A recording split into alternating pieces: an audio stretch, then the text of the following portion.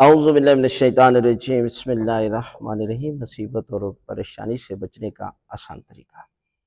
ہمارے معاشرے کی یہ حالت ہے کہ جب مصیبت آ جاتی ہے تو اس کے بعد اسے کہا جائے کہ آپ کالا بکرا اللہ کی راہ میں دیں تو وہ ایک نہیں دو دینے کے لیے تیار ہو جاتا ہے، اور اگر اسے کہا جائے کہ تم اس مصیبت سے بچنے کے لیے 1000 مرتبہ سورہ یاسین کی تلاوت کرو اور کھڑے ہو کر کرو تو وہ تیار ہو جاتا ہے، لیکن مصیبت کے آنے سے پہلے پہلے کچھ نہیں کرتا۔ حالانکہ مصیبتیں انسان کے اعمال کی وجہ سے آتی ہیں۔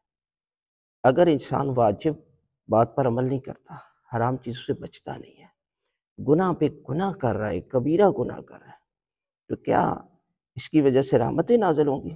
نہیں، یقیناً ان اعمال کی وجہ سے مصیبتیں آئیں گی، پریشانیاں آئیں گی، گھر میں نعوستیں آئیں گی۔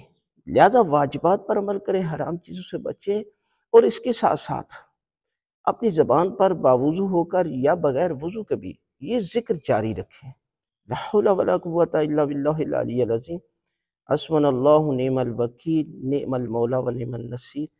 آیت الکرسی، قرآن مجید کی 2 صورتیں، سورہ ناس، سورہ فلق، اور یہ تلاوت کریں تو پروردگار جو ہے وہ ان اعمال کے صدقے میں بھی، اور جو آپ واجبات پر عمل کرتے ہیں، حرام چیزوں سے بچتے ہیں، تو پروردگار آپ کو مصیبتوں، تکلیفوں اور پریشانیوں سے محفوظ رکھتا ہے۔ لہٰذا آپ صبح شام یہ ذکر جاری رکھیں، اور پروردگار آنے والی مصیبتوں سے آپ کو محفوظ رکھے گا، اور اس کے ساتھ ساتھ صلہ رحمی کو اپنی زندگی کا معمول بنا لیں۔